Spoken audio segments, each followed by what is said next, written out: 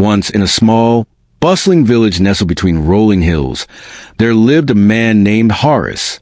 He was a well-known figure in the village, respected by all for his outward kindness, generosity, and piety. People would often turn to him for advice, and his words were treated as wisdom.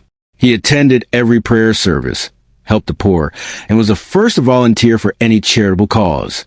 His reputation as a good man spread far and wide, and villagers admired his integrity. However, what they didn't know was that Horace was not what he appeared to be. Beneath the surface of his polished persona, Horace harbored a different truth, a truth he kept hidden from everyone. His actions of charity were often done with the intention of boasting, not from the purity of his heart. The poor were simply a means to build his image. The prayers he recited were often more for show than for sincere connection with God. He was driven not by faith, but by the praise he would receive from others. One summer evening, as the sun dipped below the horizon, the village settled into a quiet lull. A stranger arrived. The stranger was an old man, bent with age but sharp in his eyes. He wore tattered clothes and carried only a small wooden staff.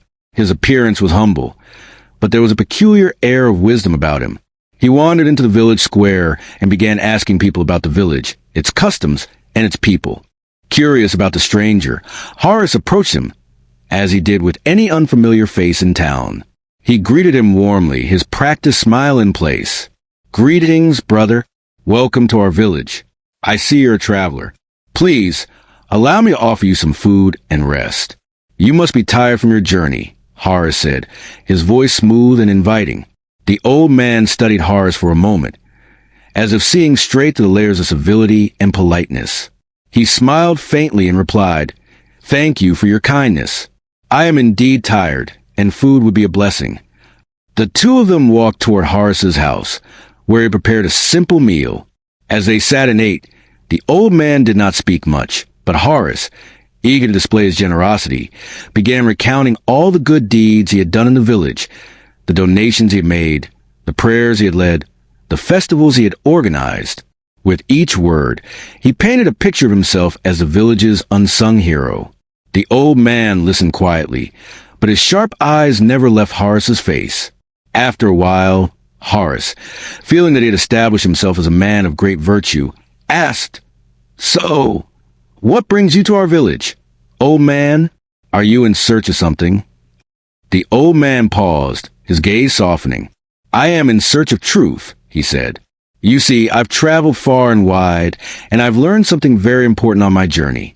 It is easy to speak of goodness, to show the world a face of virtue.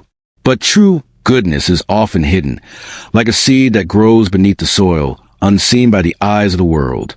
Horace, intrigued but slightly puzzled, leaned forward. "What do you mean by that?" The old man's eyes glistened with the wisdom of years. "A man may appear to be a saint, but in his heart, he may be a hypocrite. His deeds may be for show, his charity a means to gain admiration. Such a man wears a mask, believing he can fool the world." Horace's face flushed. His mind raced, but he forced a calm exterior. "You are mistaken, old man. I do good because I believe in it.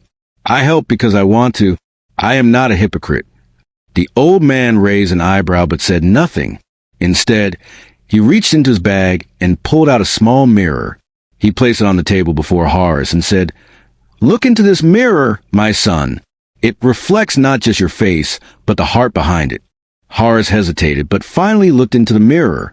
At first, he saw his own reflection, handsome, composed, the perfect image of a good man. But as he gazed deeper, something strange began to happen. The image before him flickered, and for a brief moment, he saw a shadowy figure beneath the surface, an image of a man consumed by vanity, pride, and self-interest. His eyes widened in horror. What is this?" Horace stammered, backing away from the mirror. The old man nodded knowingly. "That is what lies beneath the mask you wear, the truth that you hide from others, and perhaps even from yourself." Horace felt a cold shiver run down his spine. He had always believed he was a good man, but the reflection in the mirror challenged everything he had known about himself. For the first time, he saw the darkness that lurked in his heart. The old man stood up slowly. Remember, my son, it is not enough to wear the mask of goodness. You must live it with sincerity, for in the end, the truth always reveals itself. A hypocrite can deceive others, but he can never deceive his own soul.